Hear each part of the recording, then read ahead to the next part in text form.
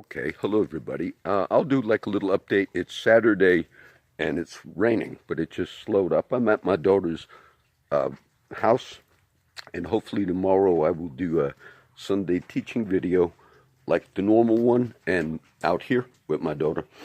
I didn't really plan on doing an update because I'm working on all the little website stuff and video stuff, but there's a few news issues, and I thought, let me do the update.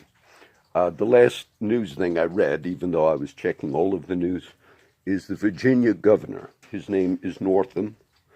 Okay, he's a Democrat. He's a Democratic governor. In the whole world of media manipulation, CNN referred to him as a Republican. They put that on the screenshot. Do they do that by mistake? No. They do that on purpose because they realize, and I've seen that done before.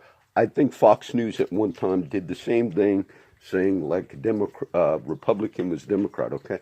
But all media have purposes when they manipulate, and they do that on a large scale. Okay, Northam, the Virginia, those who are not familiar, he was a Virginia governor, still is the governor of Virginia. And he made some controversy because some Democrats are really pushing the limit. Look at Valentine, the beautiful shepherd. Hi, Valentine.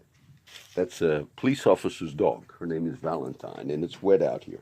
Hi, baby. And Mr.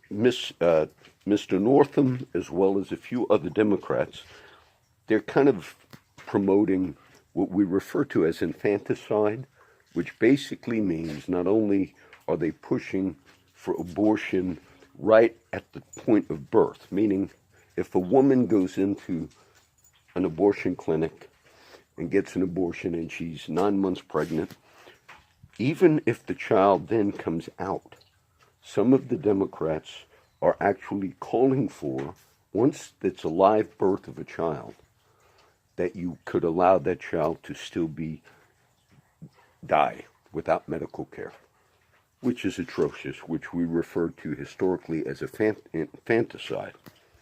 But this particular Governor Northam, he was in the fray on that issue. And then, lo and behold, somebody found an old photo from a medical yearbook that the Governor Northam went to medical school, and he was in his 20s.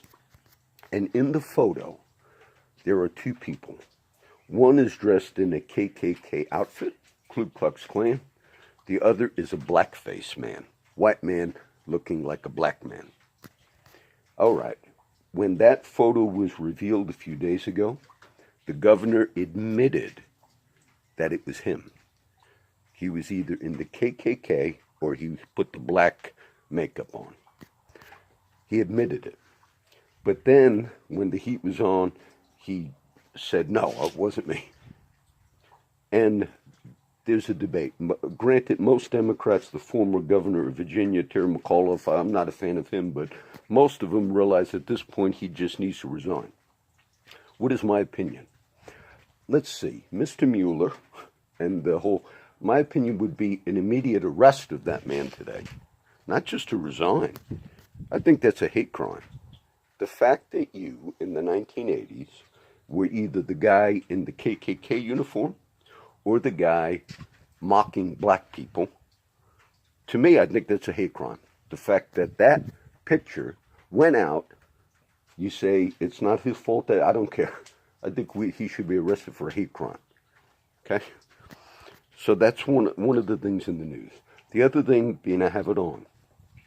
There was a famous murder case right in this area out of Aransas County. I commented on it before. But the man convicted of that murder was a man by the name of Strickland. I believe the first name is David, but his name is Strickland. Now, it was a very sad case. Molly Olguin, and it was a couple, a gay couple, two girls. And they were at a park in the evening, close to this area, okay? This is in our region of Nueces County and all. Aransas is, 20-something miles that way, as I'm pointing. Now, the case caught my attention because it was this, besides one of the girls was murdered and died, the other girl is survived, but with very bad injuries that are ongoing throughout the rest of her life. But these two girls, and because they were together as a couple in the evening at a park, it was possibly, some thought, a hate crime, and it was unsolved for a while, but the girls were brutally raped and murdered, killed and shot, left for dead. But one of the girls survived, and she later would testify at the case. The other girl passed away. Very sad. Now, for a while, the police department had a suspect. There was a particular person that was also at that park in that evening. Now, the way they investigated it, tried to do all they could. I think it was through cigarette butts that were found in the park that night. It had like the DNA of another suspect who had a history of all this stuff. And for a very long time, the cops thought this other man had done the crime. And they were and he had like a history of criminal activity and might have been on parole at the time but yet they didn't have enough to arrest that man. But then what happened? This made it to like the Dateline NBC and one of these shows. And I remember when I watched it, what happened was the cops honed in on another suspect by the name of Strickland. And I believe his family owned a business in Aransas, and it was kind of a strange case. But this Strickland man, who claimed to be innocent and still claims today, I think they convicted him about 10 years ago. And he's been in prison for a while. But he denied it. And the way that the evidence against him was he had sent a letter anonymously to the police there in Aransas and all. And in the letter it said, "I know who committed this crime." And he ID'd like somebody that he had a grudge against. And it was supposed to be like an anonymous letter that they couldn't track. And he said, "This is who committed the crime." Well, the cops over time tried to find out who sent that anonymous letter. And it came from Strickland, this man Strickland. And they got his computer and all, and he initially denied that he sent the letter. But from what I remember about the case, just the fact that he tried to frame somebody else for that crime didn't mean he committed the crime. It seemed like he was the type that was involved in, manipulation. And so they finally found the computer, and it was linked to Mr. Strickland, but there was no DNA or anything that Strickland had brutally raped and murdered one girl and maimed the other.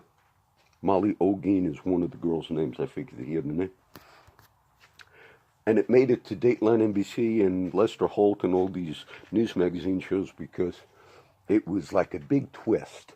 They said the person they really thought it was, the one they found DNA in the cigarette butts and everything, it wasn't him. They found out it was Mr. Strickland. But there's no DNA or nothing like that. And there was questions I had about that case. Now, they finally did an advanced DNA test. This came out in the Kohler Times yesterday, which the prosecutors out of Aransas agreed do the DNA testing because it's advanced. Sure enough, the DNA, according to the lawyers, is the other person. A pubic hair from the other suspect that the cops indeed thought was the one. A pubic hair on one of the girls was identified to that other suspect. Now, they knew the other suspect was there because of the cigarette butts and the DNA, but they certainly didn't have forensic evidence tying him to a sexual assault of those girls. And now they do, according to the reports. And the thing that was disturbing is the prosecutor out of Aransas, his response was, that still doesn't undo all the evidence from the computers and everything else. And I thought, look, all the evidence on the computers and all these types of things never showed that he murdered the girls. All that showed was that Mr. Strickland kind of tried to frame somebody he didn't like. And then they said, "Did you send that letter?"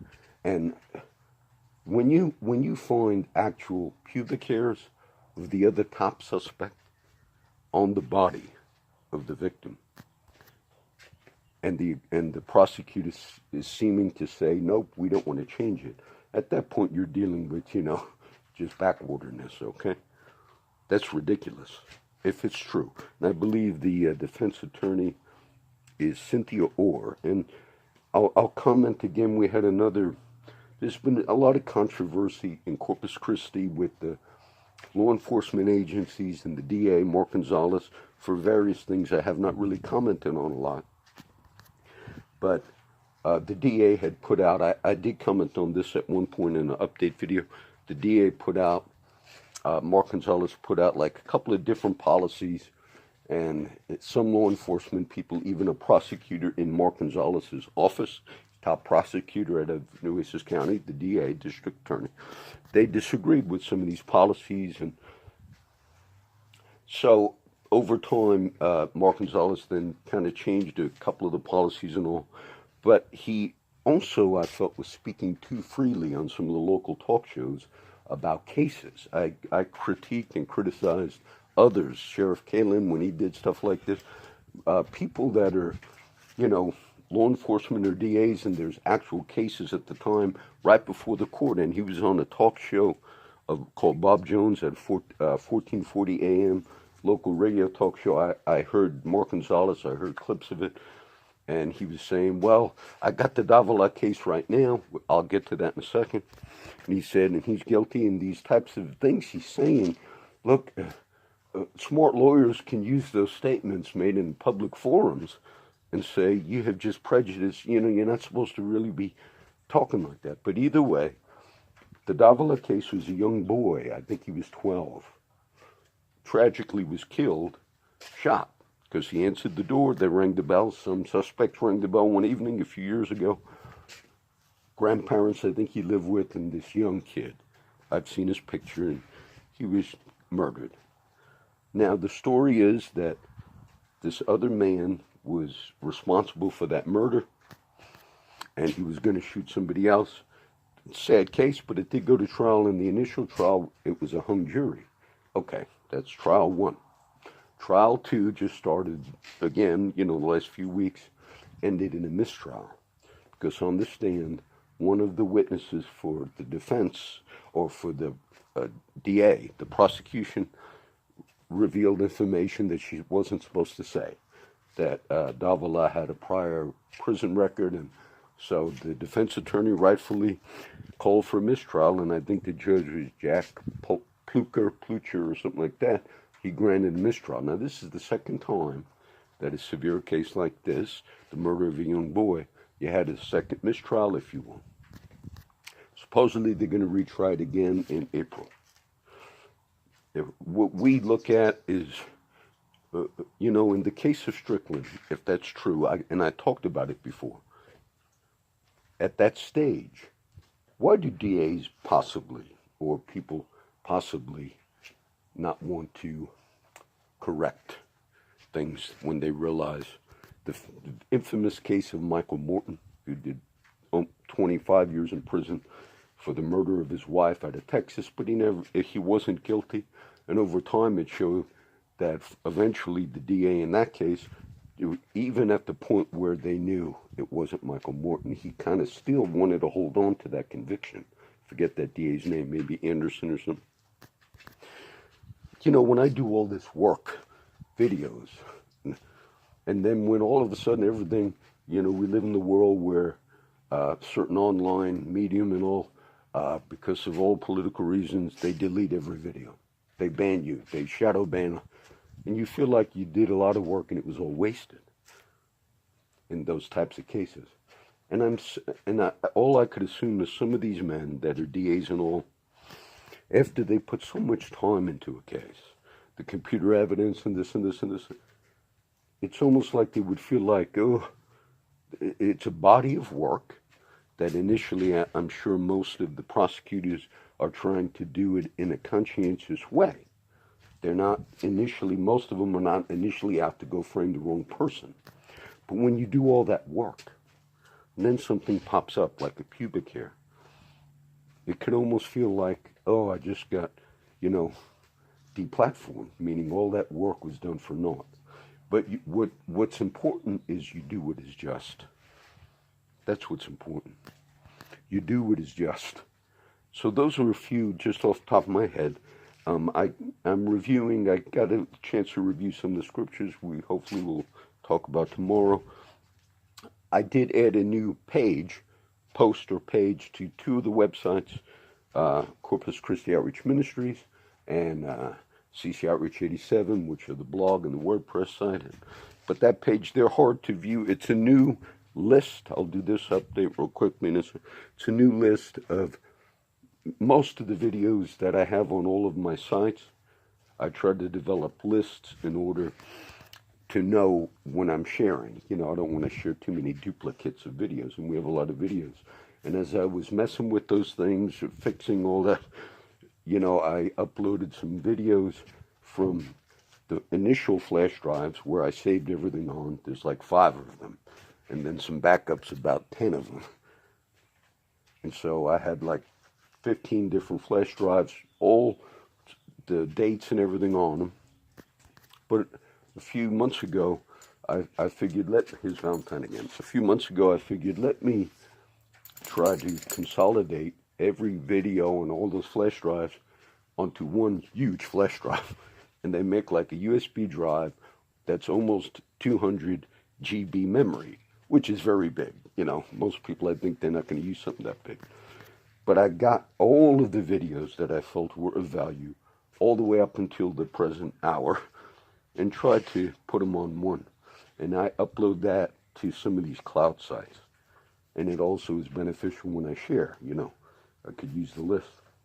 As I was doing it, I realized just one of the flash drives out of 5 had like 300 and some videos that were considered useful. And I thought, that's more than like the whole other one.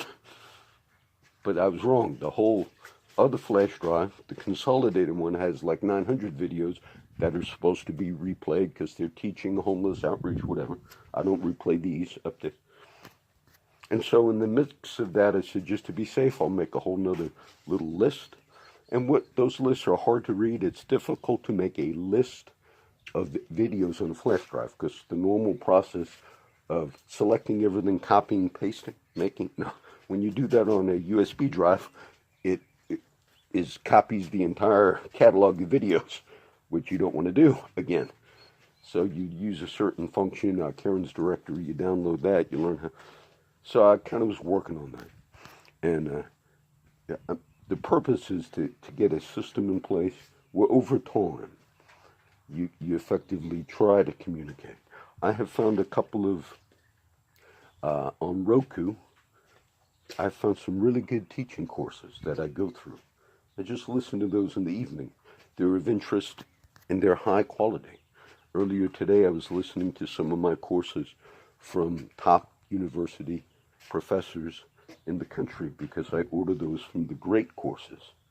And I just like those. I like studying under, there's a lot of value in, but as I look at some of those on Roku or Netflix or whatever, and there's not a lot of them. You find them, the course on philosophy or theology or whatever.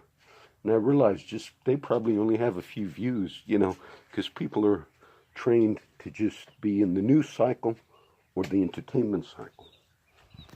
And we don't have an appetite today, for the most part, for what's good, what's valuable, okay? And so this is just, how long did I go? Let's see, almost 20 minutes. Those were the few cases I wanted to bring to your attention again. I wanted to, every city and every region deals with issues. And that Strickland case was a very famous case, made it to a big thing, and I had questions about it at the time. And look, it looks like there should be something to correct, if that is correct.